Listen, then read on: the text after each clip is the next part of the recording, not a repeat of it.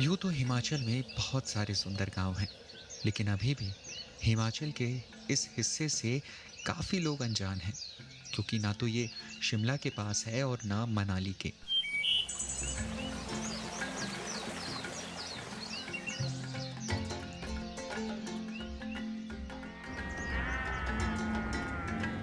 शिमला से लगभग 250 किलोमीटर दूर ये जगह है हिमाचल की सांगला वैली।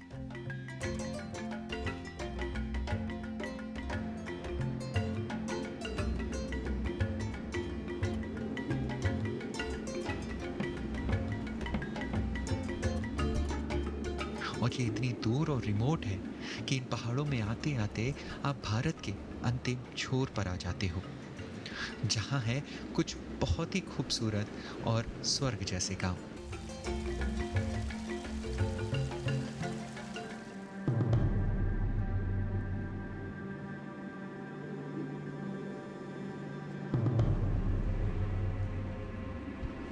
और स्वर्ग जाने का रास्ता तो कहाँ ही आसान होगा। यही है वर्ल्ड की सबसे डेंजरस रोड्स में से एक, हिंदुस्तान तिब्बत हाईवे।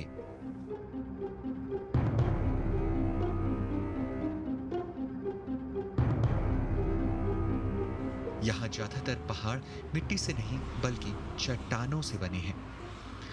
तो इन रोड्स को बनाने के लिए आधी सुरंग खोदी गई, जो कुछ ऐसी दिखती है।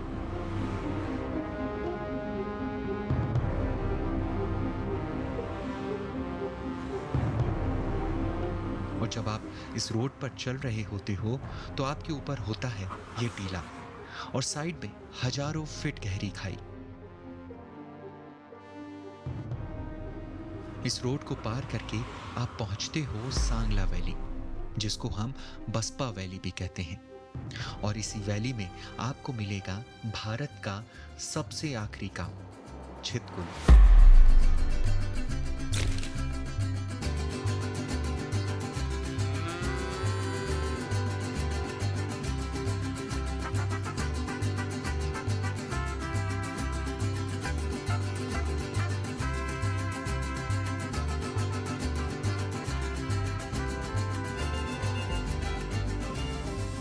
इस गांव तक आते आते आप सिर्फ भारत के आखिरी गांव तक ही नहीं पहुंचते, बल्कि आप आते हो एक ऐसी जगह जहां की हवा पूरे भारत में सबसे साफ है। और इसका कारण सिर्फ ये नहीं है कि ये बहुत दूर है, अलग है, बल्कि इसका कारण है यहाँ के बड़े और घनी चीड़ के जंगल और लंबे लंबे देवदार के ये सुंदर पेड़। इसके साथ ही यहाँ के लोग भी इन्हीं जंगलों के कारण अपने जीवन को सुरक्षित तरीके से जी पा रहे हैं। गांव में आपको दोनों तरीके की चीज़ें देखने को मिलेंगी। एक तरफ मतलब फुल प्रॉपर सोलर गीज़र लगा हुआ है, और एक तरफ ये पता नहीं कितनी दशकों पुरानी ये हट बनी हुई है, बहुत पुरानी लकड़ियों से बनी हुई है। मतलब इस गांव में दोनों चीज़ें आपको एक साथ देखने को मिलेगी, पुरानी भी और मॉडर्न भी।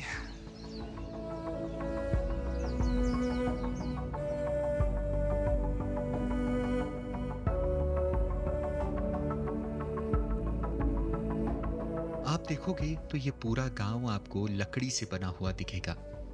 घर की सारी दीवारें लकड़ी से बनी है और छत जो है वो स्लेट की बनी हुई है। दूर से देखने पर ये गांव अलग ही दिखता है। बड़े बड़े ऊंचे पहाड़ों के बीच बसा ये छोटा सा गांव, जिसकी पॉपुलेशन लगभग 800 है, बहुत सुंदर दिखता है। इस गांव में ये बड़ी अलग से पुरानी सी हट्स आपको चितकुल के हर घर में देखने को मिल जाएगी। ये सारी हट्स बनी है यहाँ पर, काफी पुरानी है ना। ये तो अभी 3-4 पुस्तकों की बना हुआ है। कुठार है, कुठार ना। उधार कुठार बोलते हैं, अच्छा। मगर हिंदी में कुठार बोलते हैं, हम तो उर्तू बोलते हैं ना, उर्तू। सटोर है, सटोर हमारा। राशन पानी सर्दियों को जितना 6 महीने का राशन पानी इसमें जमा होता है हमारा। इस पुरानी लकड़ियों से बनी हट्स के अलावा भी यहाँ पर एक बेहद पुरानी चीज मौजूद है। ये है चितकुल फोर्ट। ये जो अभी फोर्ट आप देख रहे हो ये लगभग 500 साल से भी ज़्यादा पुराना फोर्ट है और इसको लकड़ियों से और पत्थर से बनाया गया है। और यहाँ पर लकड़ियों की तो कोई कमी नहीं है क्योंकि इतने सारे पेड़ हैं और उन्हीं लकड़ियों का इस्तेमाल करके ही लोग यहाँ पर मोस्टली अपने घर, और ये फोर्ट भी उसी से ही बनाया गया है। आगे मैंने बात करी लोकल से तो उन्होंने ये बताया कि ये जो फोर्ट है केवल साल में एक बार ही खोला जाता है।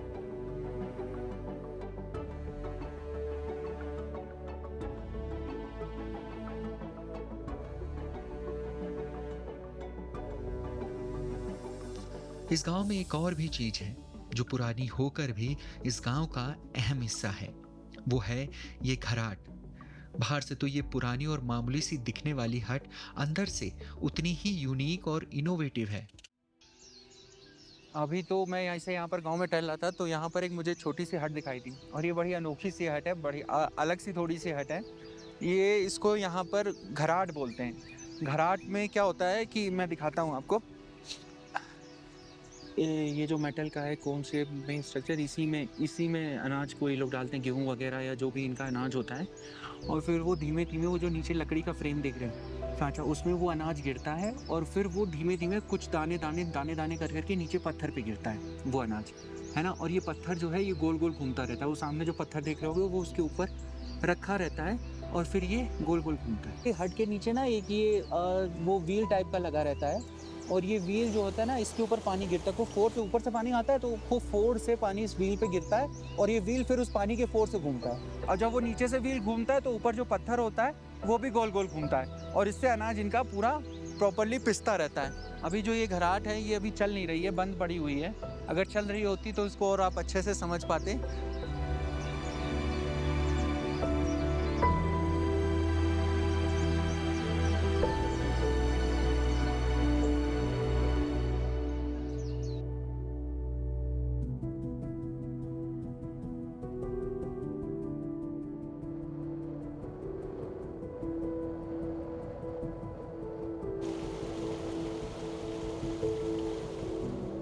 अभी हम जा रहे थे तो रास्ते में अभी यूपी वाला टोन आ गया यार, सॉरी। बेसिकली मैं यूपी से हूँ, अच्छा है ना, तो यही है। अच्छा, आप दोनों का नाम क्या है? मेरा नाम तो दवा संपो है। दवा जांगपो, आपका? मेरा नाम बुद्धिज्म में तो हाँ। यज्ञासु है। जैसे घर का नाम देवराज है। तो मतलब आप बचपन से यही चितकुल में ही पले बड़े हैं, यहीं पर रह रहे हैं?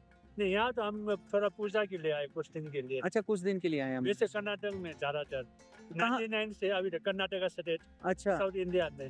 आप? नहीं तो हम तो हाँ? ठंगी गाँव के हैं। ठंगी के हैं। रंगी, ये कहाँ, किधर गाँव है, कहाँ? वे मोरंग तहसील में पहुंचता है, किन्नौर अच्छा अच्छा 2 ब्लॉक में है। अच्छा, आप किन्नौर से हो और आप कहाँ से हो? तो मैं भी किन्नौर का हूँ। अच्छा, किन्नौर के हो आप। अलग अलग गाँव, मेरा गाँव खालरा है गाँव। वैसे मोस्टली आप जो है कर्नाटका में रहे हो। कर्नाटक में रहे अभी तक। आप? हम दोनों साथ हैं। अच्छा, हमारे मंदिरों रिकांगपियो में भी एक बुद्धिस्ट मंदिर। अच्छा, एक यहाँ पर भी, एक यहाँ पर मैंने देखा है जहाँ पर ये जो है ना येलो कलर का, ये भी वही यहाँ तो मोनेस्ट्री। मुस्लिमों के लिए और पूजा के लिए आए। अच्छा, पूजा के लिए। तो पहले भी आप यहाँ पर आए हैं कि अभी पहली बार आना हुआ है? मैं तो सेकंड टाइम आया यहाँ से, Second- पूजा के लिए पहली बार आया। और- और एक बार घूमने को आया बस। अच्छा, आप पहली बार आए क्या? पहली बार। अच्छा, पहली बार आए। कैसा लग रहा है आपको ये गाँव? बहुत अच्छा आपको- है। सुंदर है ना? हवा पानी है, फिर यहाँ और कुछ- पे जंगल भी है, पहाड़ भी है, बर्फ भी है, नीचे से पानी भी है। आप जब पहले आ चुके हो, कुछ ऐसी प्लेस है, कोई ऐसी जगह है जब मतलब ज्यादा लोग जानते ना हो, टूरिस्ट वगैरह, मतलब आप कहीं गए हो, घूमा हो उस गांव में, कुछ अलग सी? नहीं, इस गांव की बात कर रहा हूँ मैं, चितकुल में कोई ऐसी जगह है? देखूंगा। आगे आगे गए, इधर अभी नहीं, मैं तो सीधा ऊपर ही यहाँ से आगे रानी कंडा बोल के और काफी फेमस है। आगे साइड। हाँ, यहाँ से 3 के 4 किलोमीटर आगे है। अच्छा, फिर वहाँ पे है मेन तो। वहाँ पे नहीं छोड़ेंगे, वहाँ पर? अभी नहीं छोड़ते। सुबह 9 बजे से 2 बजे तक छोड़ते हैं। बॉर्डर इलाका है ना उसका। अच्छा, हाँ, सुबह 9 से 2 बजे तक आप जा सकते हो आके? आज तो आप खत्म हुआ टाइम नहीं, और कल ही जा पाएंगे ना? कल से आप जा पाएंगे।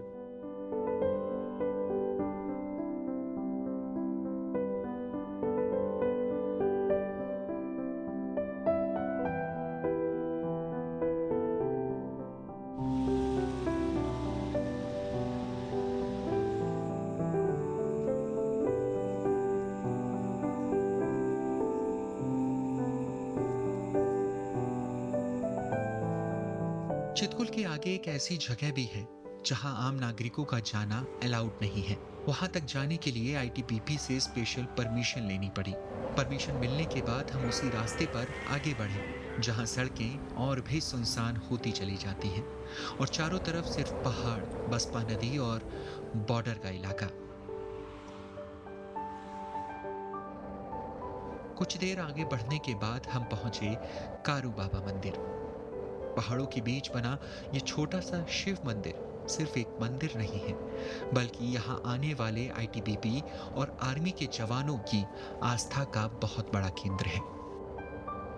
अभी मैं यहाँ दुमती में आया हुआ हूँ। चितकुल से तकरीबन 30 से 35 किलोमीटर दूर है ये जगह, है ना। और यहाँ पर एक टेम्पल है, कारू बाबा जी का टेम्पल है। यहाँ पर शिव जी का है टेम्पल, शिव जी हैं टेम्पल के अंदर। बट ये जो जगह है ना, ये अलग ही है। यहाँ पर मतलब आप ऐसे नहीं आ सकते हो, ना ही यहाँ पर सिविलियन कोई अलाउड है, ना ही किसी तरह का कोई टूरिस्ट वगैरह अलाउड है। बट हम लोग कैसे भी करके भोलेनाथ की कृपा से यहाँ पर आ पहुँचे हैं।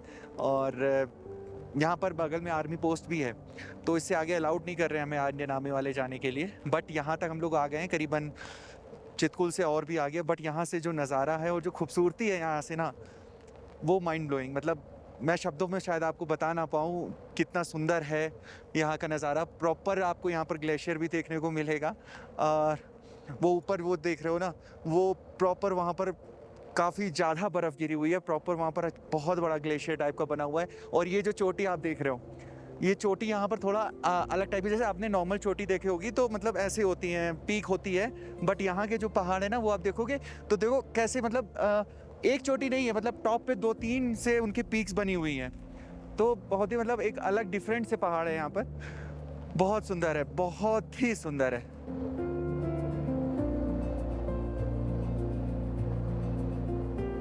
किन्नौर की माउंटेन रेंजेस सबसे ऊंचे पहाड़ों में से एक है। गांव के लोग अपनी बकरियां चराने इन्हीं पहाड़ों के पीछे लेकर आते हैं। ये पहाड़, पेड़, नदियां, ये सब गांव के लोगों की जिंदगियों का हिस्सा हैं।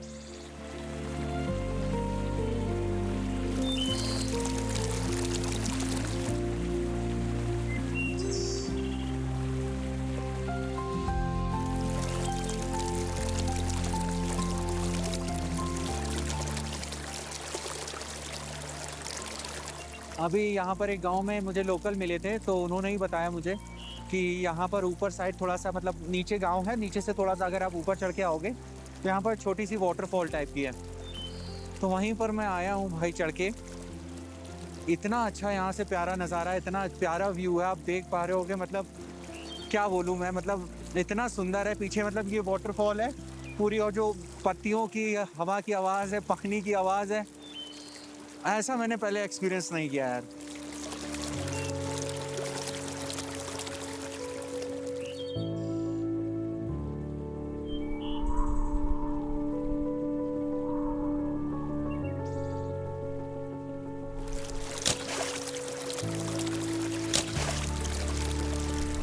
इतनी ऊंचाई पर होने के कारण यहाँ ठंड भी बहुत पड़ती है और विंटर में यहाँ का लैंडस्केप पूरा बदल जाता है। सर्दियों में यहाँ का टेम्परेचर तो -20 तक भी चला जाता है। इसलिए यहाँ के लोग भी नीचे की ओर बसे अपने गांव में चले जाते हैं। और इन्हीं गांव में से एक गांव जो कि चितकुल से लगभग 10 किलोमीटर नीचे की ओर बसा है, ये है रक्षाम।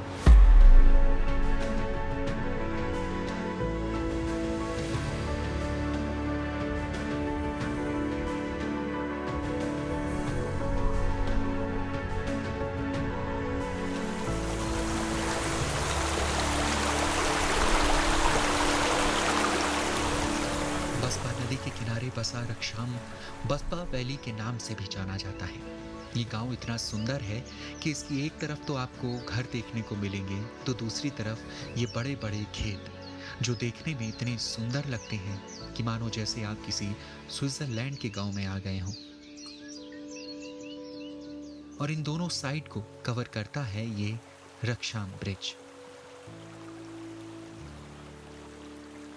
रक्षाम ब्रिज इस घाटी के दोनों किनारों को जोड़ता है। ये लोहे का पुल बस कुछ ही साल पहले ही बनाया गया था। इससे पहले लोगों के पास नदी पार करने का सिर्फ एक ही तरीका था, वो ये पुराने केबल और झूले की मदद से ही नदी को पार किया करते थे। जैसे ही आप इस पुल पर खड़े होते हैं, आपको बसपा नदी की असली ताकत महसूस होने लगती है। साल के ज़्यादातर समय ये नदी शांत रहती है और इसका पानी बिल्कुल साफ दिखाई देता है।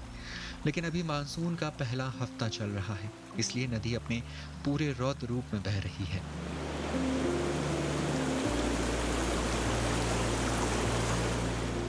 जब आप इस ब्रिज को क्रॉस करके दूसरी तरफ जाते हो तो वहाँ पर आपको एक अलग ही नज़ारा देखने को मिलता है। मतलब प्रॉपर पूरा बड़े बड़े ग्रास लैंड, बहुत साफ बहती नदी और बड़े बड़े ऊंचे ऊंचे से पहाड़। जैसे हम लोग बचपन में नहीं ड्राइंग वगैरह बनाते थे, तो बिल्कुल वैसा ही यहाँ पर आपको सीन देखने को मिलता है, एकदम परफेक्ट लोकेशन में।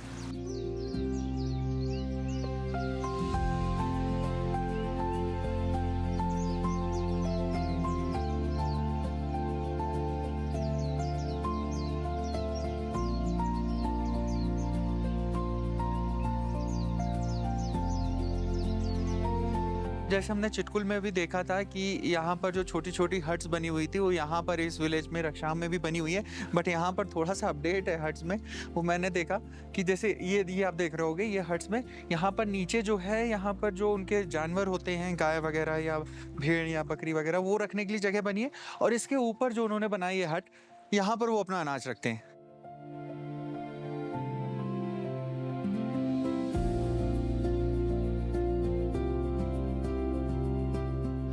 ये किन्नौर का एक छोटा सा गांव है, लेकिन इसकी खूबसूरती किसी बड़े टूरिस्ट डेस्टिनेशन से कम नहीं है।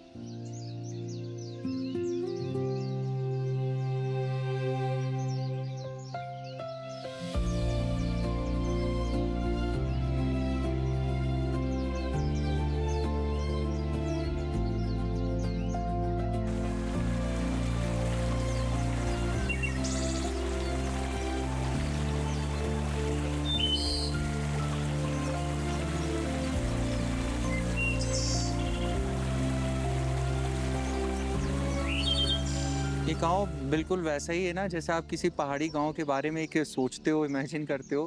ये बिल्कुल वैसा ही गांव है। वो झरना देख रहे होगे आप, कितना सुंदर लग रहा है, ऊपर से गिर रहा है बिल्कुल नीचे तक पहाड़ों पर। और यहाँ पर कुछ ज़्यादा मतलब घर वगैरह भी नहीं है, कुछ छोटी मोटी दुकानें हैं और कुछ घर हैं। और पॉपुलेशन के बारे में तो क्या ही कहूँ, मतलब बहुत ही कम है पॉपुलेशन तो। और घर भी जो है वो मतलब ठीक है, काफ़ी दूर दूर से बने हैं। और एक तरफ तो आपको पूरा जो ब्रिज है वहाँ पर रक्षाम का ब्रिज बसपा नदी के ऊपर बना है, उसकी दूसरी तरफ जाएंगे तो बिल्कुल अलग लैंडस्केप मिलता है। और यहाँ आएंगे तो प्रॉपर आपको पूरा खेत मिलेंगे और घर वगैरह मिलेंगे। वाकई में बहुत बहुत बहुत बहुत ही सुंदर जगह है ये। आप यहाँ पर घंटों आराम से बस निहार सकते हो, देख सकते हो और बैठ सकते हो।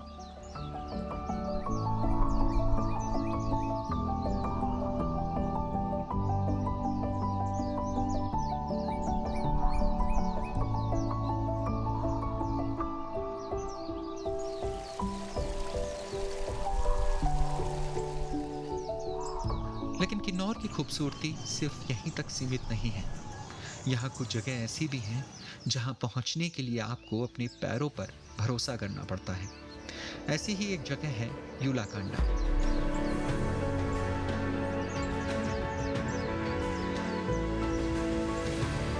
इस मंदिर तक पहुँचने के लिए कई किलोमीटर तक का ट्रैक करना पड़ता है।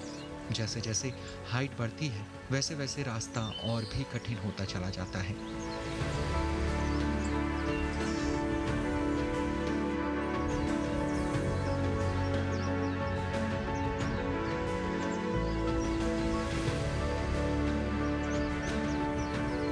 और फिर जब आप ऊपर टॉप पर पहुंचते हो और वहां से जो आपको देखने को मिलता है और जो एहसास होता है, उसे आपकी सारी थकान गायब हो जाती है।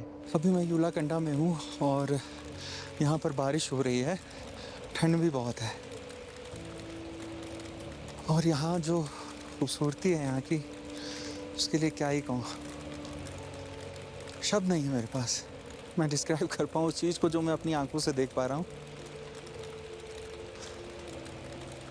शायद जो मैं अभी महसूस कर पा रहा हूँ वो आप लोग नहीं कर पाएंगे। उसके लिए आप लोग को यहाँ पर आना पड़ेगा। अद्भुत, बहुत सुंदर है।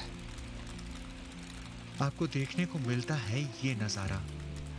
ये है यूलाकंडा, और यहीं पर मौजूद है दुनिया का सबसे ऊंचाई पर स्थित भगवान श्री कृष्ण का मंदिर।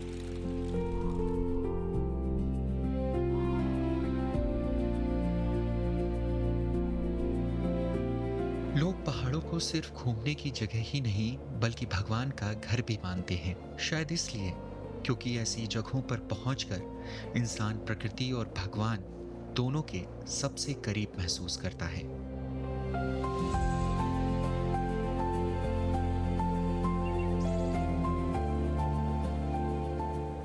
यहाँ के लोगों ने कितने कम संसाधन होने के बावजूद भी नेचर के साथ जीना सीख लिया है। इन लोगों ने उन सब से कुछ ना कुछ बना ही लिया है, चाहे वह पेड़ से घर बनाना हो, पानी से चक्की चलाना हो। कम फैसिलिटीज में भी नेचर के साथ मिलकर इन विलेजेस ने जीने का तरीका ढूंढ लिया है। शायद नेचर से जुड़कर रहने की वजह से ही इन लोगों की यह मुश्किल सी दिखने वाली लाइफ भी आसान है और हमारे शहरों की आसान सी दिखने वाली लाइफ भी मुश्किल है।